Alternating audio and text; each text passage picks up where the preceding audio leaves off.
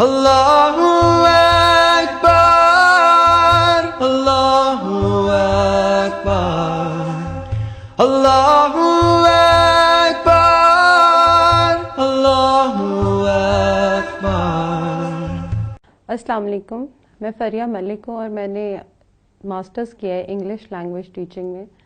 कुरान के सफ़र की अगर मैं बात करूँ तो कुरान का सफ़र तभी शुरू हो गया था जब एक ख्वाहिश पैदा हुई थी कुछ हट के करने की, रूटीन की ज़िंदगी ना गुजारने की, जिस तरह के हमारे माशरे में गुजारी जाती है कि औरत की शादी होती है, बच्चे होते हैं, बच्चे बड़े होते हैं और इसी तरह ज़िंदगी गुजर जाती है। वो एक ख्वाहिश के साथ ही शुक्र अल्हम्दुलिल्लाह कि मेरी शादी हो गई, बच्चे हुए, लेकिन कुछ करने की ख्वाहिश में पहले मुझे ऐसे लगा शायद मुझे अपनी तालीम बढ़ानी चाहिए। मैंने मास्टर्स किया इंग्लिश लैंग्वेज में एज अ रेगुलर स्टूडेंट बच्चों के साथ। अल्लाह ताला ने बड़ा अच्छा मैनेज करवाया। इतना कुछ करने के बावजूद भी मुझे ऐसे लगा जैसे तशनगी कहीं ना कहीं बाकी है, शायद मुझे मज़ीद तालीम की ज़रूरत है। किताबें पढ़ने का शौक़ मुझे बचपन से ही था। किताबें पढ़ना मैंने ज़्यादा शुरू कर दी। बड़ी top selling books, best selling books, जो टॉप मोटिवेशनल ट्रेनर्स हैं उनकी बुक्स पढ़ना शुरू कर दी। वो बुक्स पढ़ते पढ़ते मुझे साथ साथ एक ख्याल ये भी रहा कि नमाज जब हम पढ़ते हैं तो क्या हमें नमाज के सही मानी पता होते हैं। इस एक गिल्ट के साथ कि हम जो नमाज 5 टाइम पढ़ने की कोशिश में लगे रहते हैं उसमें हमें कम से कम उसके मानी तो आने चाहिए। मैंने सूरत फातिहा की तफसीर पढ़नी शुरू की।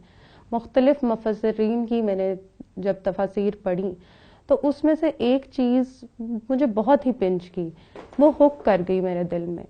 जब मैंने अर रहमान और अर रहीम की देखी कि उसके अंदर अल्लाह ताला का जो मिजाज है रहमत का, उसमें इतनी मुस्तकिल मिजाजी है कि जो मुस्तकिल मिजाजी हमें इस माशरे में नहीं नज़र आती है। हम अपने रिश्तों में, अपने मुख्तलिफ चीज़ों में, अपने ताल्लुकात में एक मुस्तकिल मिजाजी जो चाहते हैं वो कहीं भी नहीं हमें नज़र आती। लेकिन अल्लाह ताला की रहमत एक ऐसी रहमत है कि जिसका लेवल कभी डाउन ही नहीं होता। शुक्र अल्हम्दुलिल्लाह जब मेरी लर्निंग आहिस्ता आहिस्ता बढ़ती गई, ज़हनी तौर पे इंसान ज़्यादा मैच्योर होता जाता है जैसे जैसे उसकी लर्निंग बढ़ती है। उस लर्निंग के साथ मुझे ऐसे लगा कि बहुत सारी किताबें पढ़ने के बाद जब मैं कुरान की किसी एक आयत की तरफ आती हूँ तो वो ऐसे लगता था कि जैसे समुंदर को कूजे में सिर्फ एक ही आयत में बंद कर दिया। अल्लाह ताला ने इतने प्यारे तरीके से वो बात एक जुमले में कर दी कि जो कि बहुत सारी किताबें पढ़ने के बाद समझ आई।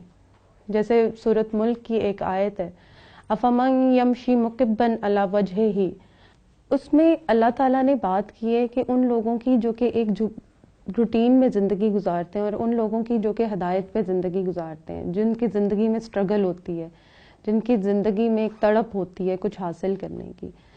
तो अल्लाह ताला ने आहिस्ता आहिस्ता मुझे इस चीज़ की तरफ लेकर आना शुरू किया कि असल जो तुम्हारी तड़प है, असल जो तुम्हारी ख्वाहिश है, वो सिर्फ वही इलाही में ही मिलेगी। और जब फिर इस चीज़ की तरफ मैंने आना शुरू किया तो दिलो दिमाग से अपने आप को सिलेंडर कर देना कोई आसान मरहला नहीं होता। उसमें इंसान के जहन में काफ़ी सारी चीज़ें आती हैं, उसकी ख्वाहिशात, उसका माशरती दबाव जो उसके ऊपर होता है, जिस सर्कमस्टांसेस में वो रह रहा होता है। तो उस वक़्त मुझे एक आँख का ऐसा मसला हुआ कि जिसमें आँख 360 डिग्री लॉक हो जाती है और वो एक बारीक सा सुराख होता है कि जिसकी वजह से ये प्रॉब्लम होती है। मेरी उस प्रॉब्लम की वजह से आँख का विजन बहुत डिस्टर्ब हो गया, तकरीबन 5% ही रह गया और उसका फाइनल जो ट्रीटमेंट था वो एक ऑपरेशन ही था। डॉक्टर ने लेज़र की भी काफ़ी कोशिश की लेकिन लेज़र वाज नॉट सक्सेसफुल।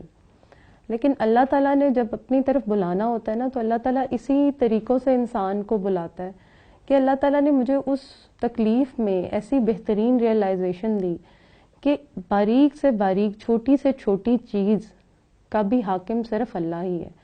जब मालिक वो है तो हमें फिर अब्द बनने में देर नहीं करनी चाहिए, हमें सुपुर्दगी इख्तियार कर लेनी चाहिए। तो शुक्र अल्हम्दुलिल्लाह जैसे ही ये डिसीजन मेरे माइंड में आया कि ये सुपुर्दगी की ज़िंदगी है, सुपुर्दगी के साथ ही अच्छी लगेगी, जैसे ही ये डिसीजन मेरे जहन में आया, एक नीयत बनी, तो अल्लाह ताला ने वो दिन कि जिस दिन 7 बजे मेरा ऑपरेशन होना था और آپریشن سے 2 سے 3 گھنٹے پہلے اللہ تعالیٰ نے ایسے معجزاتی طور پہ میری آنکھ کا ویژن دوبارہ بحال کر دیا، اور وہ ویژن جو تقریباً 5% رہ گیا تھا وہ 80 to 90% پہ چلا گیا۔ تو شکر الحمدللہ۔ اس کے بعد پھر قرآن کی طرف نیت کر لی کہ قرآن کو پڑھنا ہے، اس کو سیکھنا ہے، اور جب سیکھنا شروع کیا تو ایسے دل میں ایک مسرت سی بھر گئی، اتنی خوشی دل میں بھری کہ پتہ چلا کہ اتنی جو لائف کی سٹرگل تھی اس کا حل تو صرف ایک قرآن میں ہی تھا۔ اور جب جیسے جیسے اس کی ڈیٹیل کی طرف میں آنا شروع ہوئی، جیسے جیسے یہ پتہ چلا، احادیث پتہ چلی، تو شکر الحمدللہ کہ اپنے گھر میں بھی کوشش یہ کی کہ بجائے اس کے کہ صرف ایک بندہ کھڑا ہو اور وہ دین کی طرف چلے، کیوں نہ ہم سب مل کے چلیں۔ اپنے بچوں کو بھی میں نے اس طرف، میں نے اپنی لائف میں بہت ہی ڈرامٹک چینج لے کر آئی میں۔ وہی روٹین لائف تھی جیسے ہاؤس وائف کی ہوتی ہے، بچوں کو بھیج کے پھر سو جانا اور پھر آرام سے اٹھنا، پھر جو گھر کے کام ہوتے ہیں، ڈومیسٹک کورس جو ہوتے ہیں وہ کرنا۔ لیکن قرآن کی طرف آنے کے بعد مجھے پتا چلا کہ یہ تو زندگی بالکل ایک بیکار زندگی ہے۔